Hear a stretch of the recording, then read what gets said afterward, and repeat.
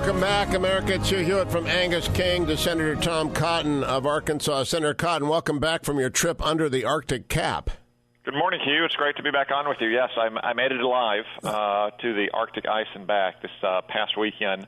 The Navy conducted what it's calls the Ice X, the ice exercise, where they have submarines rehearsing for Arctic warfare, surfacing through the ice. So we flew up to Prudhoe Bay on the north slope of Alaska, and then got on a little prop plane and flew about 200 miles out on the ice, and then got on a helicopter and flew shipside to the submarine, got aboard the USS Connecticut, and then went down. That is a heck of a trick. I'm going to have you expand on that another time, but I've got to talk to you about two surprising developments as well as the Austin bombing. Senator King just surprised me by saying he is not a surefire vote for Mike Pompeo. I honestly cannot imagine a better person to be our Secretary of State than the CIA director. And I'm also surprised by scurrilous attacks in the Washington Post and a story by Shane Harrison and CNN by Jenna McLaughlin on Susan Pompeo, who I know is beloved by the CIA family. What is going on here? Hugh, those two articles are the worst kind of resistance fan fiction that are based on no facts whatsoever, simply on feelings. I mean, CNN has assigned a 25-year-old Mother Jones reporter to launch an attack on Susan Pompeo, who, as you say, is widely respected, even beloved inside the agency. She is the honorary chair of the Family Advisory Board. She travels with Mike to address family issues because CIA officers often face unique stresses for family members. Like our foreign service officers, like our military, they're often deployed overseas for long periods of times, oftentimes in dangerous or austere environments. But second, unlike those people, they often can't even discuss why they're there or what they're doing so. And I think both of these stories in CNN and the Washington Post refute themselves. I mean, they report on a few unnamed sources who have their feelings and perceptions, but then the fact of the matter is that Susan's role is exactly like the role of the wives of past directors, to support family members and to make sure the agency is taking care of them.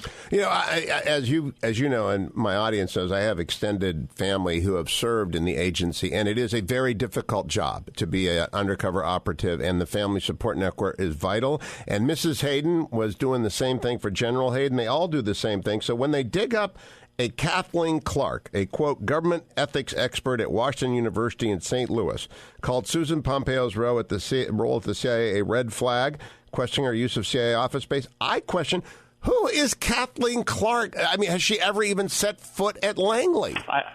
I don't know her, and I doubt she has, but I also know this about the Mother Jones reporter at CNN and the reflexive intelligence critic at the Washington Post.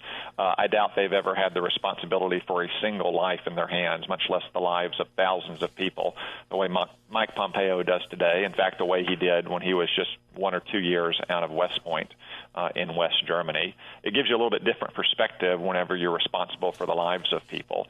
And in those situations, I think it's reasonable for you and your family members to not travel to see your family. Mike and Susan, they have a child, they have parents, they have siblings. They could leave for Christmas and take a giant security team with them, but they don't.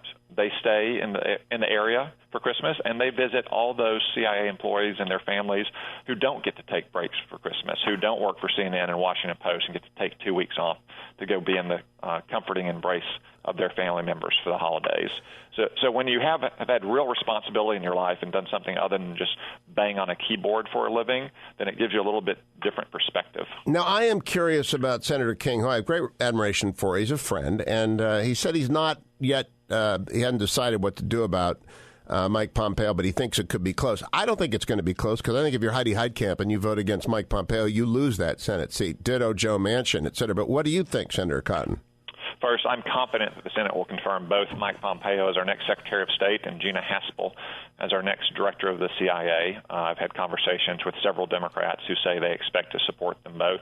It's reasonable for Senator King or any other senator to say that he wants to sit down with Mike Pompeo or Gina Haspel to discuss their new roles.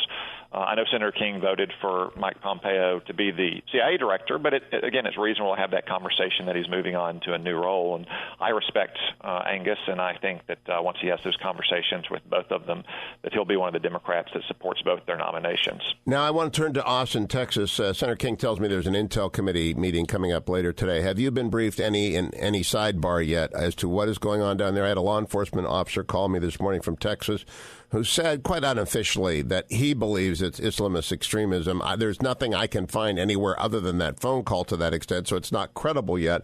Have you had any briefings? It's very, very worrisome what's happening in Texas with this string of bombings, and I know that our FBI, as well as local law enforcement, is working as quickly as they can to try to discover who's behind it and, most importantly, to put a stop to it before there's any further injuries or loss of life caused by it. Last quick question. I understand there will be a unanimous consent agreement on a lot of nominees before Easter, and that Rick Grinnell is on that list. Have you heard that as well?